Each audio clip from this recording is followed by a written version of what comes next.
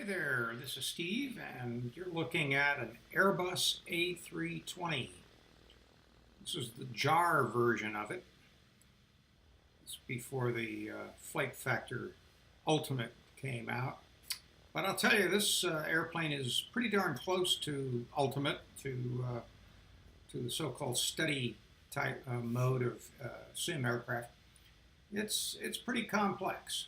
And it would certainly take a lot longer than a half an hour to go through everything there is to see on this thing, to set it all up, get it going, and take a flight. So I'm going to jump around here and skip around a lot of things, like setting up the MCDU, which is what Boeing calls an FMC, and give you the highlights of it. I've made videos of it before, and will probably do so again.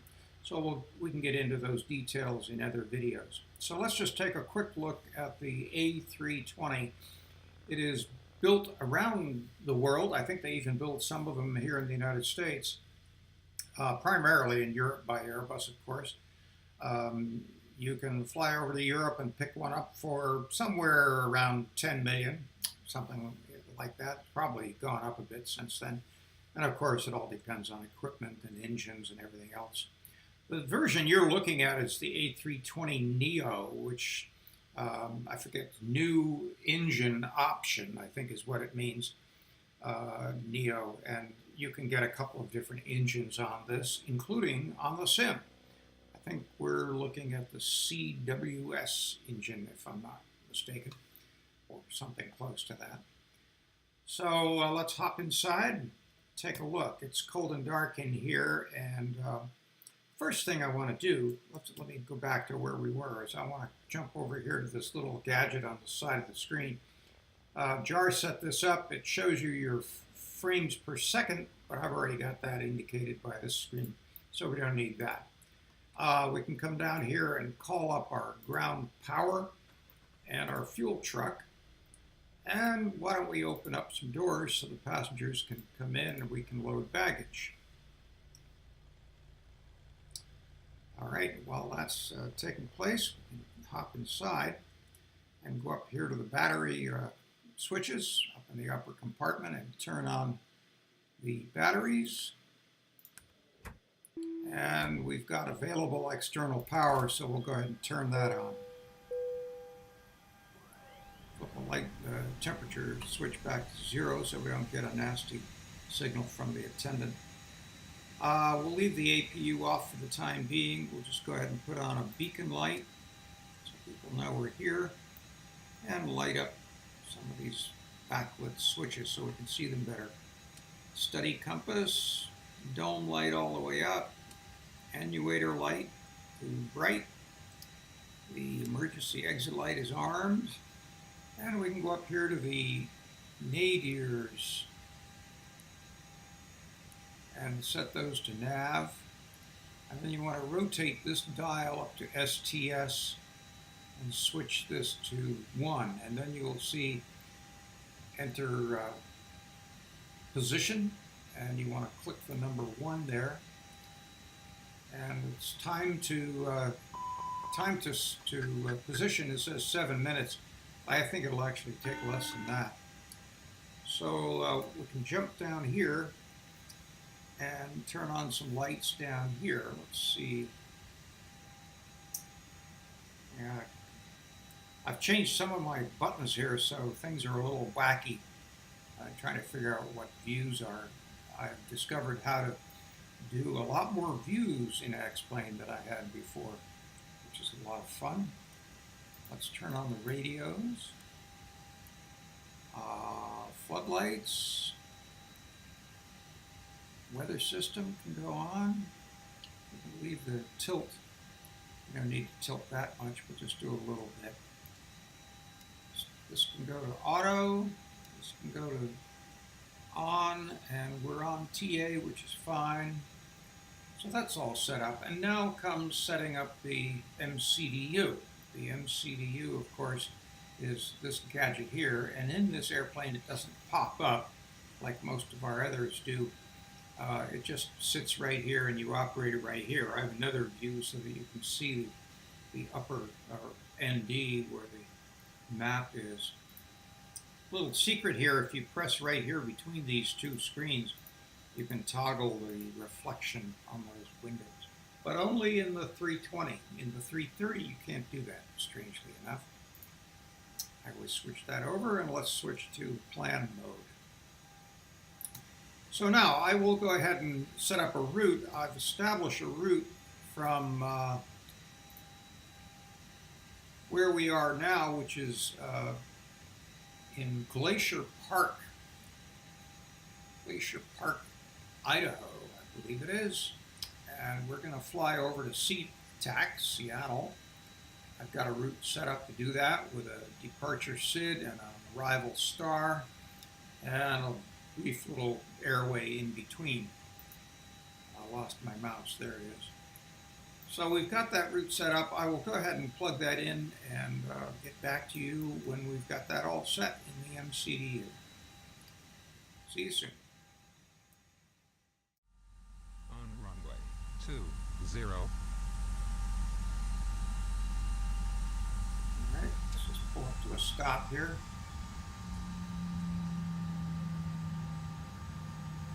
Park brake on. Park brake on. Ramp up the speed a little bit. To about 50%.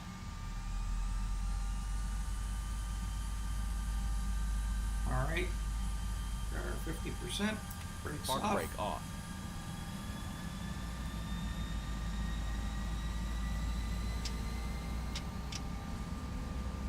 Power set.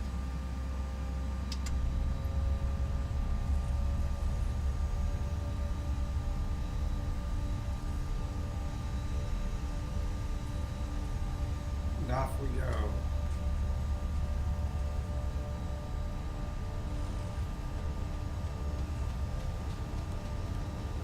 $100 knots.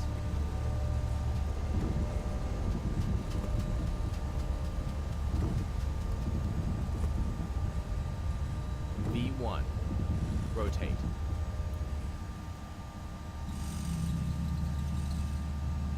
Positive climb. Gear up.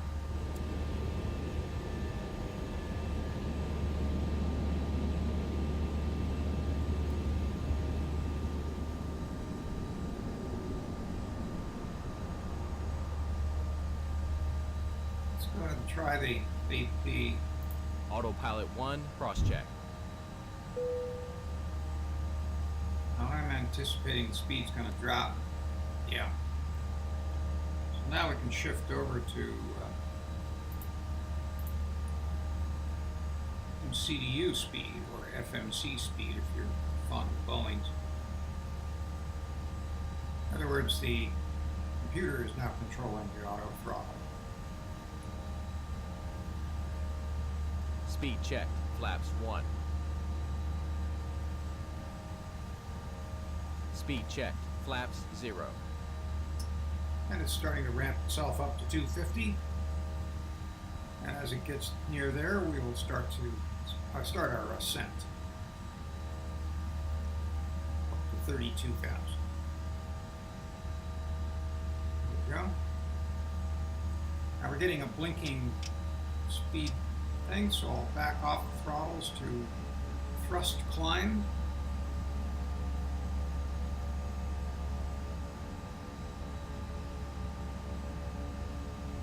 And that keeps the auto throttle system happy. Okay, let's take a look around.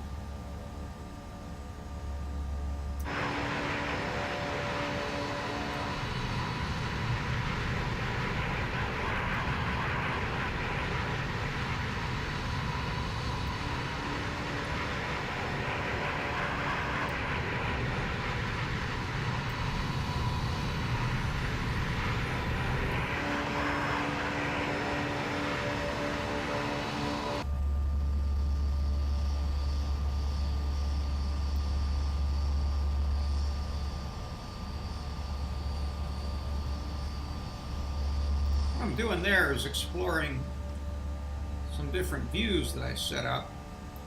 I never understood that you could program 20 different keyboard settings different keyboard views in XPlane. I always thought there were just 10. And I have a numpad keyboard on my computer here. I'm operating on a Mac. It has a numpad keyboard, so it has 10 number keys, and that's what I've always used.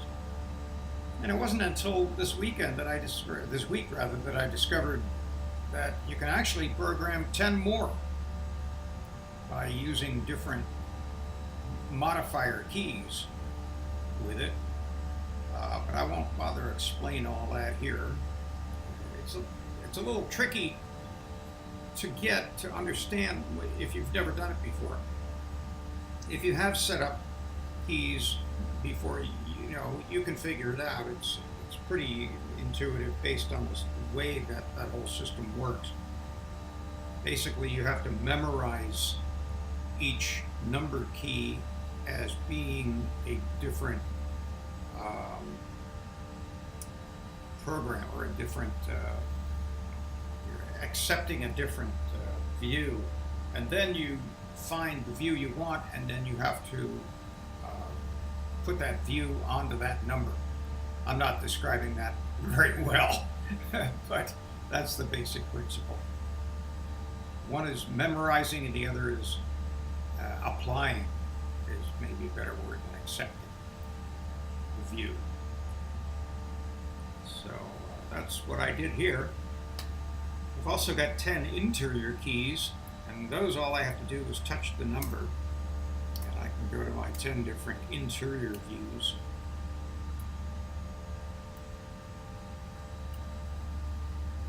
And they include looking out the window, and looking forward, and looking out the other window.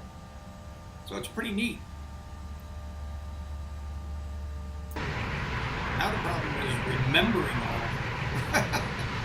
It used to be simple when there were just 10. But having 20 of them makes things a little different. And then, of course, you can always go to the Command 1 view, or the Command 4 view, or the Command 6 view to get different views. So there are a lot of ways to see different views of this aircraft. All right, we're climbing through the clouds now on our way up to 32,000, and let's take a look at X airports and see where we are. Well, first we have to get rid of all these old routes. We'll just do that. And you can see that it has imparted our route onto this map, which is quite nice. That's because this is the Airbus, and the Airbus does that. The JAR Airbus does that. It'll put a red line there, and I have record flight path, so eventually you'll see a black line coming out from behind the aircraft. That's our basic route. We're going to go down to Spokane and then across the Columbia Valley and take Glacier 1 as our star into SeaTac. Pretty standard, pretty simple route. So I will get back to you when things get more exciting, more interesting, or when there's something to say that I haven't said before. See you soon.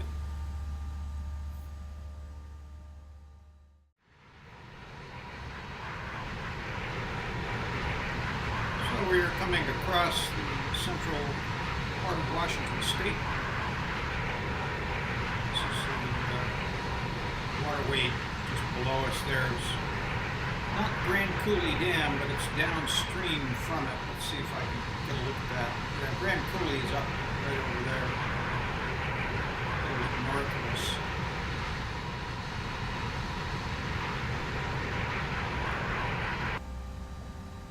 So I brought you back in here.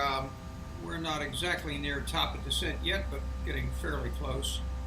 I was thinking a bit while we're cruising along here about that question about the different views and how you set that up.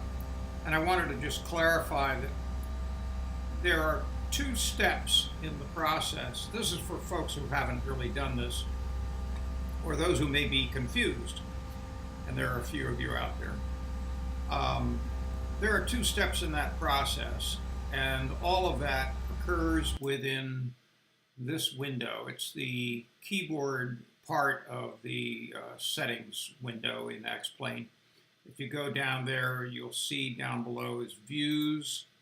And if you look down below here, you will see a quick look. And within quick look, you have a variety of different things that you can set up. What you're going to be doing is, let me get back to the airplane so we make progress. What you're going to be doing is two steps. Step one is assigning a key, or memorizing, as it's put in the list, memorizing a key to be a view key. The second thing you're going to be doing is assigning what that view is to that key. So you go through that list and you'll see a whole bunch of things that are indicated as memorize. I'll go back to it. Go down here and you scroll down here, you see all these things. It says memorize cockpit location, 1, 10, 11, 12, 13, 14. It goes all the way up to 20. You can memorize those. And the key is that you start off with just, in my case, numpad, 1, 2, 3 through 9, or 0 through 9. That's 10 keys, counting the 0. But in order to program the same key for another set of views, you have to add some control key or some other modify key to that recipe. And so I use the control button or the control key on my keyboard. So numpad 0 through 9 is one set of views, and control numpad 0 through 9 is another set of views. Then the question is how you get to see the view and what the view is. You've already now programmed what key is going to have a view. So you go to all the different views you like, and you may go to this one. You say, I want that to be assigned to numpad 1, but it's going to be the second group, not the first group. The first group, you just type in the number 1. The second group, you have to assign a modifier to that number 1, in which case I chose the shift key. So I type in shift 1. Here's shift 2. Here's shift 3. Here's shift 0. 4, 5, 6, and so on. And that's how it's done. So you're, number 1, assigning a key to be a view key. Assigning a key to be a view key. And then secondly, you're defining what that view is. Okay? Now assigning a view to be a view key in the list here is indicated as memorize. So you want to memorize what key is to be a view key. Then after that, again, you're telling it, okay, I've assigned this number 3 key to be a view key, and the view I want to have is, bada bing, you position the aircraft and you assign it in that list to, in my case, shift 3. So every time I type in shift 3, I'll go to that view. I hope that makes it clear for those of you who are still moderately confused about this process. It looks like we've got some instant clouds here as we are approaching our top of descent. So that will take a while to get down from 32,000 feet. So I'll go ahead and take care of that and get back to you as we either near some pretty scenery or get closer to Seattle. All right, see you soon.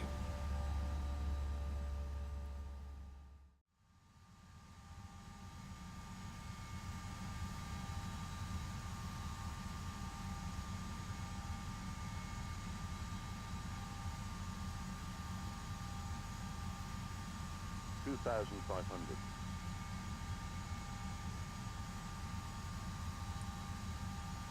Well, folks, welcome to smuggy, foggy Seattle. maybe not so smoggy, but certainly foggy and cloudy and probably rainy. Although I don't see any evidence of that on the windscreen.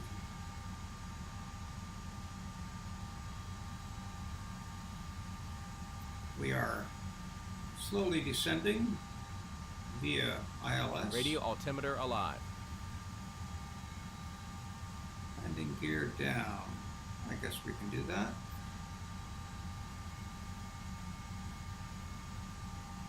Gear down.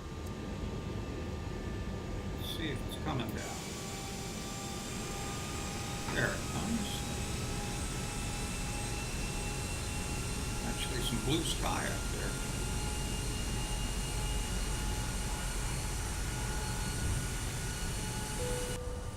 Alright.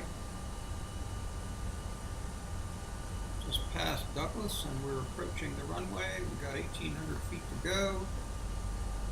Drop another Speed set check. of flaps. Flaps 3. And that lowers our speed tape down to 140. And there's a runway, by golly. Boy, that was some strange weather up above. I've never seen SkyMax Pro look like that. It was just like a pancake. When we came through the mountains, you know, it just looked like the mountains were sticking up out of water or something. It was very strange. But it looks a little more natural here, especially if you've ever been to Seattle. This is pretty much what Seattle looks like. 1,000. A lot, especially in winter. Summertime is pretty nice there. All right, flaps down. Approaching. Speed check. 1, Flaps 6, full. left.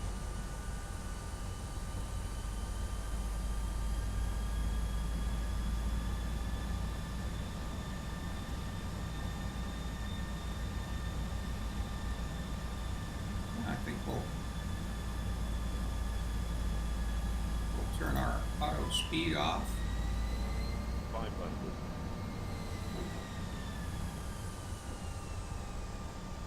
Control things with the throttle. 400, Got Land about green 11 check. knots of wind against us, so we can keep our speed up probably about 142 or so. 100 above.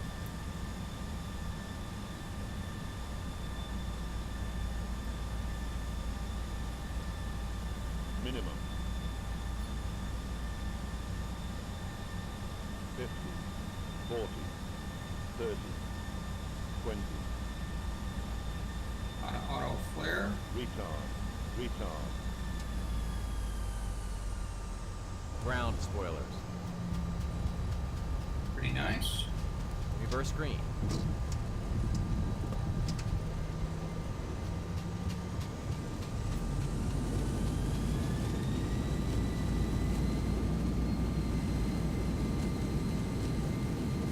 What that stop was. 70 knots.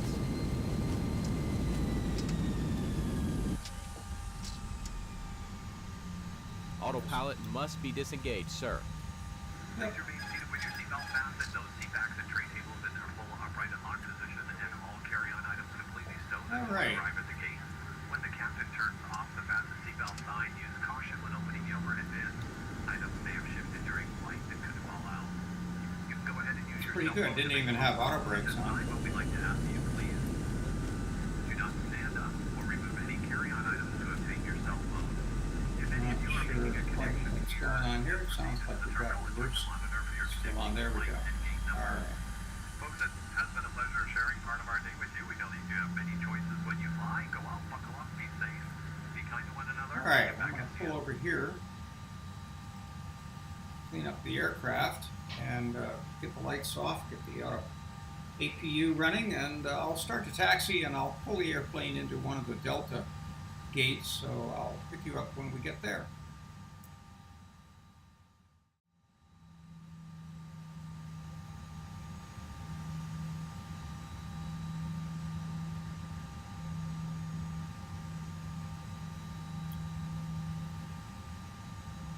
All right, it looks like we can go in here to gate 510.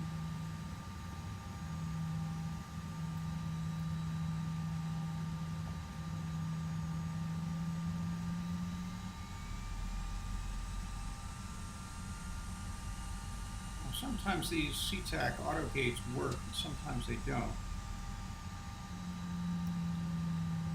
We'll hope for the best. This one has one of the pushers sitting there.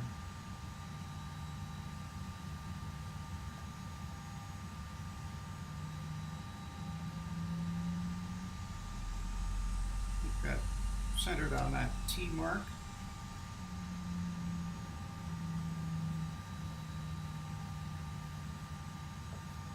A little bit more.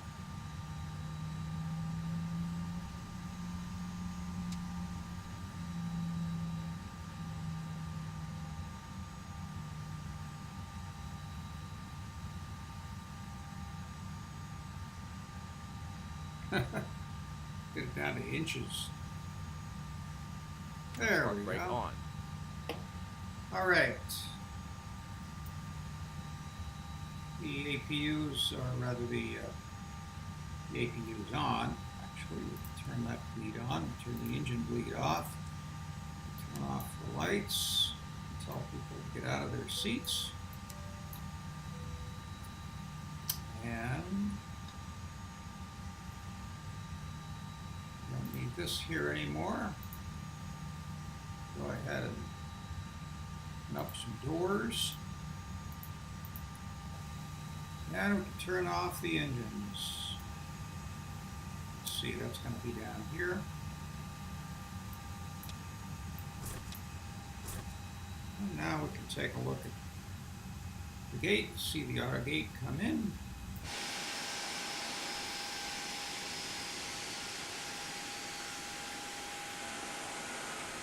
Thought I had a view of that. I guess not. A different view of that.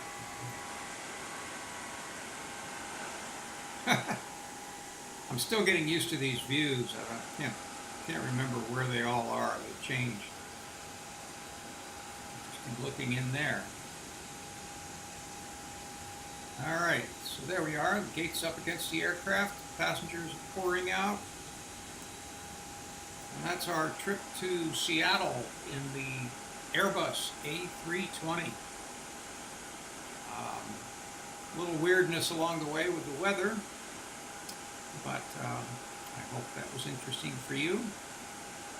And maybe what we'll do for number 11, this is number 10 in my Hangar series, maybe what we'll do for number 11 is the A330, a little bigger version of this. It's got some different characteristics in it, not quite so nice, so I don't know, I'll have to ponder that. We've got some other airplanes to look at too. So once you've seen one Airbus, you've seen them all for the most part. So that's it. Thanks for joining. Again, if you have questions about this or comments to make, corrections, wisdom, any thoughts you have in mind, just put them in the comments section. I appreciate your watching and hope it was enjoyable for you. And might even learn something. This is Steve out. Have a good day.